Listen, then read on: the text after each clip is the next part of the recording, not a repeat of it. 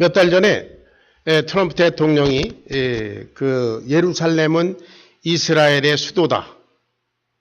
그렇게 선포하고요. 그리고 최근에 텔아비브, 그동안에 이스라엘의 수도였던 텔아비브에 있던 미국 대사관을 얼마 전에 예루살렘으로 옮겼습니다. 그렇게 되니까 팔레스타인 그 사람들이 뭐 들고 일어나서 지금 거의 100명 이상이 죽고 그리고 수백 명이 다치고 그리고도 지금 그 소요는 계속되고 있습니다. 이러한 사태 배후에는 오랜 역사적인 이유가 있습니다. 창세기 12장에 보면은 아브라함에게 하나님께서 이 땅을 너와 네 자손에게 주리라 이렇게 한 이후에 지금까지 이러한 갈등은 계속되고 있습니다. 자, 출애굽기는 여러분이 아시는 대로 창세기의 속편입니다. 창세기 마지막에 보면은 마지막 부분에 야곱이 전 가족 70명을 이끌고 애굽으로 이민을 갑니다. 가나안 땅에 큰 흉년이 들어서 먹고 살 수가 없으니까 이제 풍요로운 애굽으로 이민을 가는데요. 거기에는 먼저 그 애굽에 가서 총리가 된 아들 요셉이 있었습니다. 그래서 요셉이 초청 이민을 한 거죠. 그 초청 이민 케이스로 애굽으로 이민을 갔습니다. 자, 그런데 그때로부터 한 400년 동안 애굽에 있었죠. 에집트에. 그런데 이제 처음에는 요셉이 총리도 있고 뭐 그러니까 뭐 괜찮다가 나중에 오늘 본문 말씀에 보면 요셉을 알지 못하는 어떤 왕, 바로 왕이 등장하면서부터 이들에게 고난이 왔습니다. 학자에 따라서 좀 다르지만 어떤 사람들은 그 고역하는 노예 기간이 한 100년 됐다는 사람도 있고 뭐 200년 됐다는 사람도 있는데요. 어쨌든 그들이 괴로움을 당했습니다. 그 본문에 있는 대로 흙이기와 농사의 여러 가지와 벽돌 굽기와 이런 걸 해서 그 비돔과 람셋 성을 건축하는데 그냥 노예 사역을 했던 것입니다. 자, 이스라엘 백성들은 애굽에 이집트에 이렇게 이민 와서 살던 고된 생활을 하던 사람들입니다. 오늘날 미국 땅에 이민 온 우리들 그리고 이 땅에 발을 딛고 사는 우리들이 과연 여기에서 배울 지혜가 무엇인가? 그리스도인으로서 하나님의 사람들로서 자, 그런 지혜를 배우는 시간이 되시기를 바랍니다. 우리는 이 땅에서 누구이며 무엇을 하고 있는가? 첫째 생각할 것은 바로는 어찌하든지 이스라엘 백성들을 애굽에 묶어두려고 합니다.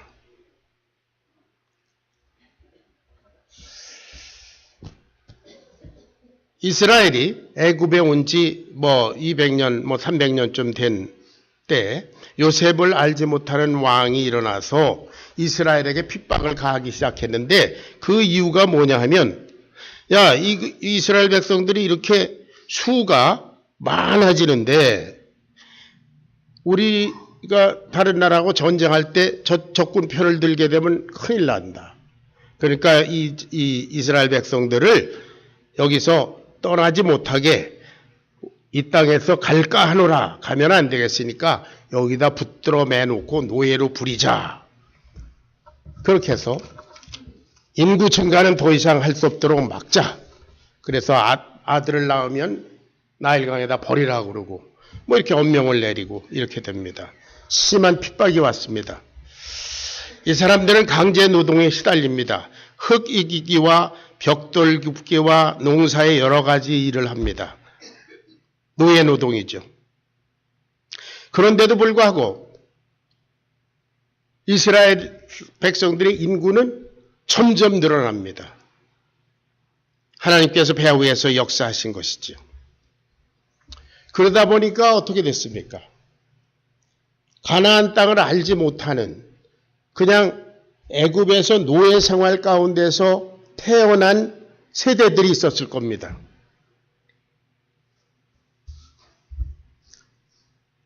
그것을 한번 생각해 보죠.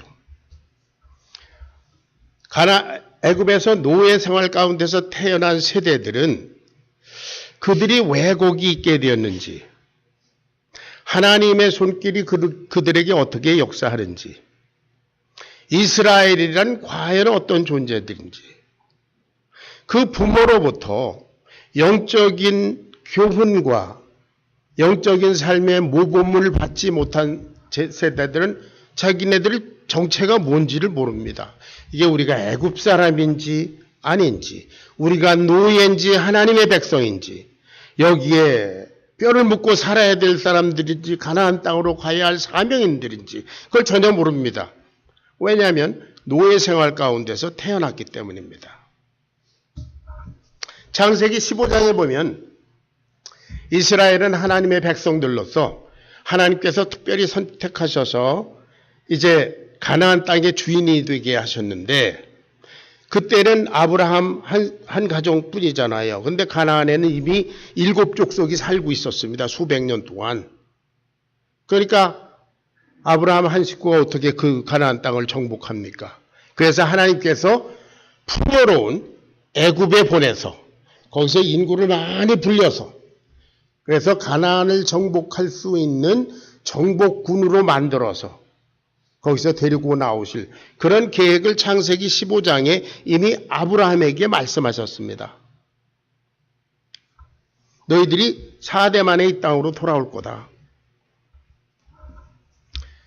그런 거로 이스라엘 사람들은 애굽에 살기는 하지만 애굽 사람들과는 다른 사람들입니다.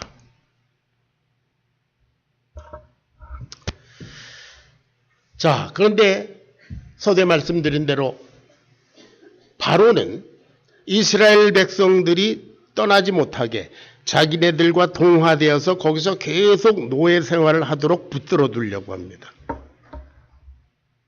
지금 이스라엘 백성들은 고된 노역에 신음하고 있습니다. 여기에 바로 왕은 오늘날 이 시대, 우리가 사는 시대의 마귀를 상징합니다. 사탄. 마귀는 어찌하든지 사람들을 자기 편에 붙들어 두려고 합니다. 마귀의 편에 서는 것은 곧 멸망입니다.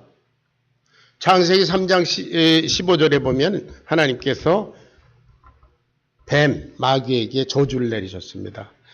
내 후손과 여자의 후손이 서로 원수가 되고, 내 후손은 여자의 후손의 발뒤꿈치를 상하게 할 것이고, 여자의 후손은 내 머리를 상하게 할 것이다. 여자의 후손으로 이 땅에 오신 분이 누구시죠? 예수님이잖아요. 결국 마귀의 편이 되면 멸망하는데, 바로가 이스라엘 백성들, 하나님의 백성들을 애굽에 자기 편으로 두고 노예로 부리고자 했던 것처럼 마귀는 오늘도 하나님의 백성인 그리스도인들을 자기 손아귀에 넣고, 그리고 우리를 이 땅에 속하게 만들려고 합니다. 여기에 소망이 있다고 믿게 합니다. 하나님은 우리에게 위의 것을 추구하라. 우리가 마지막에 읽어보겠지만 골로새서 3장 1절에 보면 그러므로 너희가 예수 그리스도와 함께 살리심을 받았으면 위의 것을 찾으라. 거기를 추구하라 그랬어요.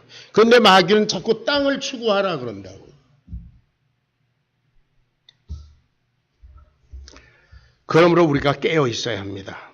그렇지 않으면 마귀의 꼬임에 빠질 수가 있습니다. 이스라엘 백성들은 지금 바로의 압제 밑에서 흙 이기와 벽돌 굽기와 농사의 여러 가지 일을 무의미하게 반복하고 있습니다. 그것이 100년인지 200년인지 학자에 따라서 다르지만 100년만 된다고 해도 벌써 완전히 세대가 바뀔 정도로 계속 똑같은 일을 반복하고 있습니다. 무의미한 반복. 그들은 노예입니다. 그런데 거기는 애굽 사람이 감독자가 있고 그리고 이스라엘 사람으로서의 감독자들이 있었습니다. 그거를 출애굽기 5장 6절에는 패장이다 그렇게 얘기합니다. overseers라고 watchdog이에요. 그러니까 같은 이스라엘 사람들이 이스라엘 사람들을 감독하는 거예요. 거기는 흙이기와 벽돌 굽기와 농사의 여러 가지를 하는 사람들이 있었고 그리고 같은 히브리 사람으로서 그것을 감독하고 있는 사람들이 있습니다. 여러 가지 종류의 사람들이 있어요. 거기에 아마 그 사람들은 우열을 가릴지도 모릅니다. 벽돌 굽기를 하는 사람은 야 우린 테크니션이야. 우린 저 농부하고 달라. 농사를 짓는 사람들은 우린 그래도 뭘 프로듀스 하잖아. 저 흙 이기는 것들 저건 천한 것들이야. 뭐 그럴 수도 있지요. 그런가 하면 그 소위 패장으로 오버시어라고 불리는 그 감독자 히브리 사람 야 우리는 좀 화이트 칼라야. We watch you guys. 그럴 수 있습니다. 우열을 가릴 수 있습니다. 지금 저와 여러분은 이 시대에 이 땅에서 무엇을 하고 있습니까? 비즈니스를 하거나 뭐 그로서리 스토어를 하거나 드라이 클리너를 하거나 리커 스토어 하는 사람들도 있고 무역을 하고 사무직원이고 변호사고 노동자고 의사고 전업주부고 학생이고 뭐 여러 가지 직업들이 있습니다. 그런데 우리는 여기서 우열을 가리지 않습니까? 이 직업은 저 직업보다 낫고 저 직업보다는 저것이 더 나은. 그러나 우리가 무엇을 하든지 생각해 보면 죽을 때까지 계속해야 되는 단순 노동에 불과합니다. 그것이 무엇이든지. 그렇지 않습니까? 의사. 맨날 병 고치는 거. 병자하고 상대하고. 치과의사. 계속 입 벌리고 치고. 남의 썩은 이만 들여다보고. 똑같은. 그게 뭐 높낮이가 사실 없어요. 공장에서 노동하는 사람. 뭐 하는 사람. 뭐 마켓에서 일하는 사람. 오피스에서 일하는 사람. 뭐 CPA. 생각해보면 계속 죽을 때까지 계속해야 되는 단순 노동이에요. 흙 이기기와 벽돌 굽기와 농사의 여러 가지 일과 패장으로서 와치독 역할을 하는 거나 다 same. 다 이 애굽에서 노예입니다. 저와 여러분이 이 세상에 살면서 서로 우열을 가리고자 하는 것. 거기서부터 이제 인간의 비극이 시작이지요. 결국은 하나님의 차원에서 보면 단순 노동에 불과한데 똑같은 일을 계속 하잖아요.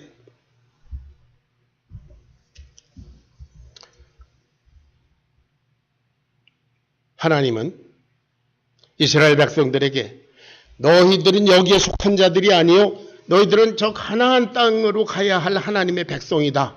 그렇게 말씀하는데 바로는 아니다. 너희들은 나의 노예다. 너희들은 여기서 뼈를 묻어야 된다.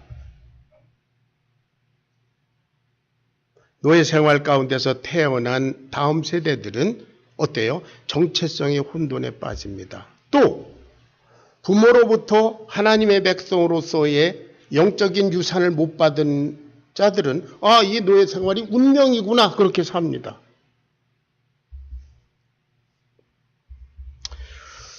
자, 두 번째 생각할 것은 보이지 않는 하나님의 손길. 이스라엘의 고난에는 보이지 않는 하나님의 손길이 있다는 사실입니다. 1장 12절에 보면 이들이 핍박을 받을수록 점점 더 번성한다 그랬어요. 핍박을 받을수록 점점 더 번성해요. 이것은 하나님께서 함께 하신다는 증거입니다. 하나님께서 당신의 백성을 잊어버리지 아니하시고 이스라엘은 노예 생활에게 생활에 찌들어서 하나님을 잊어버릴 수도 있는데 하나님은 그들을 잊지 아니하시고 역사하신다는 증거입니다. 하나님의 백성은 결코 망할 수 없는 줄로 믿습니다. 예. 하나님의 백성은 핍박을 강하면 더욱 번성합니다. 사도행전에 보면 그런 역사들이 나옵니다. 제자들이 예수님 부활의 복음을 막 전파했어요. 그러니까 이스라엘 그 산헤드린에 불러다가 매질을 합니다. 다시는 그런 걸로 전파하지 마라. 실컷 두드려 맞고 나오면서 우리가 예수님 때문에 고난을 받다니 정말 즐겁다. 그러면서 기쁨을 표시하면서 나갑니다. 스데반 집사를 돌로 쳐 죽이는 그런 사형 장면이 사도행전 7장에 나옵니다. 그래서 사람들은 핍박을 피해서 다 흩어집니다. 사마리아와 어떻게 유대와 사마리아 이쪽으로 확 퍼져요. 가서 이 사람들을 뭘 합니까? 거기서 막 복음을 전합니다. 복음이 더 확산됩니다. 사도행전 12장에 보면은 야고보, 요한의 형제 야고보가 목베임을 당해서 순교합니다. 그리고 베드로는 체포됩니다.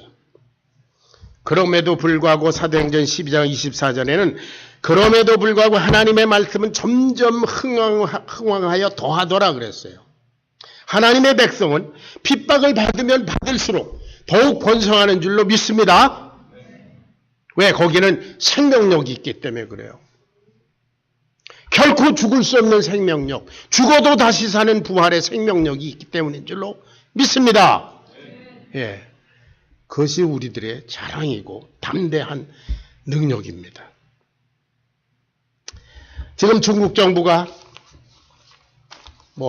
그리스도인들을 막 교회를 핍박한다고 합니다. 본격적으로. 엊그제 뉴욕타임스인가요? 그 신문에도 났습니다. 30여 명 선교사들이 체포돼서 투옥당하고 그 다음에 디폴트했다. 추방됐다. 그러나 여러분, 우리가 믿는 것은 인간들이 그렇게 할수록 복음의 역사는 중국에 더 왕성하게 일어날 줄로 믿습니다. 예, 그것이 영적 원리입니다.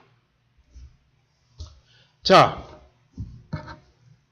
애굽에서 노예 노동을 하는 그 이스라엘 백성들, 하나님이 배후에 역사하신다. 그러한 영적 원리를 모르고 산다면 단순 노동을 거듭하다가 죽는 참으로 어처구니 없는 그런 정말 한심한 인생에 불과합니다.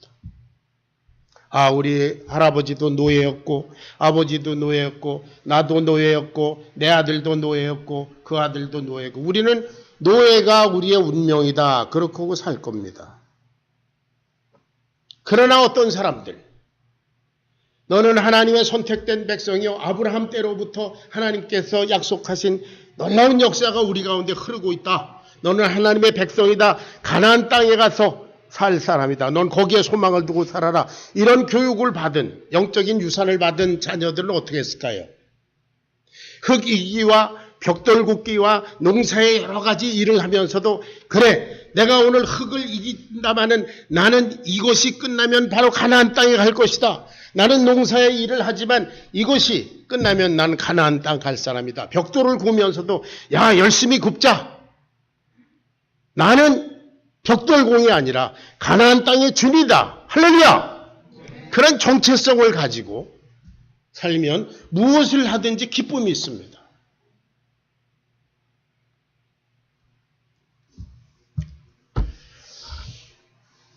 한국 사람들은, 젊은 사람들 다 군대 가죠. 왜 내가 재수없게 군대에 끌려왔나. 그러면 그 군대 생활이 얼마나 힘들겠어요. 그러나 내가 군인으로서의 정체성, 국가를 방해한다는 의무,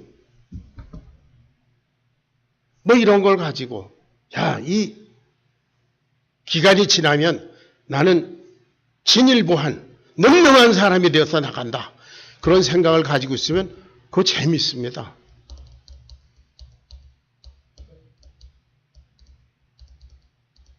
자,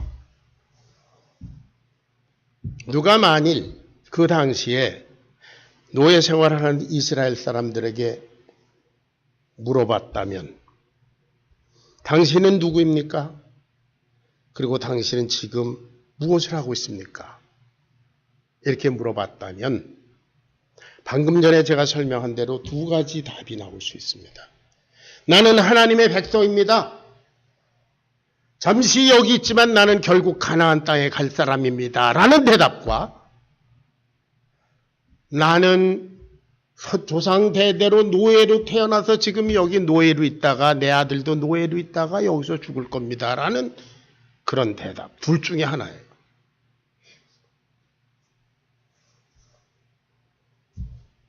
여러분, 우리 자녀들에게 어떤 교훈을 어떻게 남기겠습니까?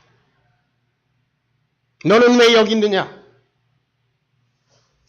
나는 그리스도인이요. 나는 하늘에 속한 사람으로서 지금 잠깐 여기 있을 뿐입니다. 나는 무엇을 하든지 내 인생에 의미가 있습니다. 왜냐하면 내가 가는 이 길은 곧 천국으로 가는 길인 줄로 믿기 때문입니다. 그런 대답이 여러분의 자녀들과 여러분들에게서 나오는가?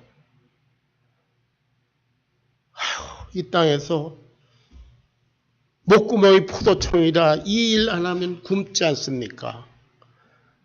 우리 부모가 그래왔고 내가 그랬고 우리 자녀들도 이렇게 하다가 결국 이 땅에서 파묻힐 겁니다.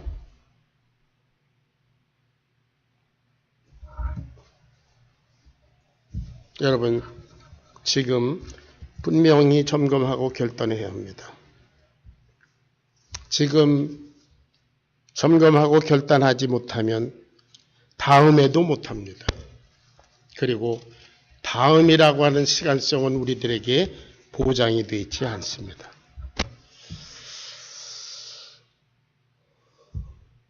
여러분, 시간이 좀 지났지만 창세기 요셉에 대해서 아시죠? 요셉은 형들의 시기에 의해서 애굽에 팔려서 종하다가 감옥에 갔다가 이스라엘 총리 됐다가 그야말로 파란만장한 인생을 산 사람입니다. 나중에 자기 원수의 형들을 만났지요. 그런데 용서했습니다. 어떻게 용서했습니까? 형들을 바라보면 다 쳐 죽여야 될 사람들이지만 하나님을 통해서 그들을 해석했습니다. 하나님의 차원에서 이 형들을 봤습니다. 형들은 나를 시기해서 나를 고난을 주려고 죽이려 하기도 했고 애굽에 팔았지만 하나님은 그 악을 선으로 바꾸사 결국 많은 우리 애굽 사람들을 그리고 우리 히브리 사람들을 살리기 위해서 나를 먼저 앞서 보내셨구나. 그것을 깨달았을 때 형들을 용서하고 오히려 형들을 위해서 기도하고 내가 당신과 당신의 자녀들을 기르겠습니다. I'll take care of you guys. 그리고 제일 마지막이 중요합니다. 요셉은 죽을 때에 히브리서 11장에 보면 뭐라 그랬어요? 너희들 이스라엘 백성들은 여기 애굽에 살 사람들이 아니야. 너희들은 본래 가나안 땅에 속한 사람들이라 결국은 하나님께서 너희들을 글로 보내실 텐데 그때 내 해골을 메고 올라가라. 그의 소망은 가나안 땅에 있었습니다. 저와 여러분의 소망이 하나님 나라에 있는 것처럼 말입니다. 아멘?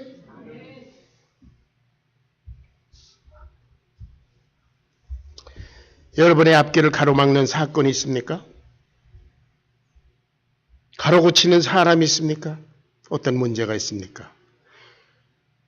직접 그 문제에 딜하는 것이 아니라 위로 하나님의 차원에서 그 문제를 보시기 바랍니다. 하나님의 역사적인 측면, 하나님의 섭리의 차원에서 보면 그야말로 영적인 해답이 나옵니다. 여러분의 앞길이 보이지 않는다고 괴로워하거나 포기하지 마세요. 믿음으로 살 때 하나님의 차원에서 내 인생과 우리의 인생을 재해석할 때 우리는 어떠한 고난도 감당할 수 있을 줄로 믿습니다. 그래서 요셉과 같이 원수를 용서하고 도리어 위해서 기도할 수 있는 그런 믿음의 능력이 샘솟듯 일어납니다. 예수님께서 내 원수를 사랑하고 내 원수 널 핍박하는 자를 위해서 기도하라. 안 될 것 같지요? 왜? 그 원수를 보면 안 됩니다. 그러나 나를 사랑하사 나를 위하여 자기 몸을 버리신 하나님의 아들 예수를 통해서 원수를 보면 그리 될 수 있을 줄로 믿습니다. 이것이 영적인 원리입니다.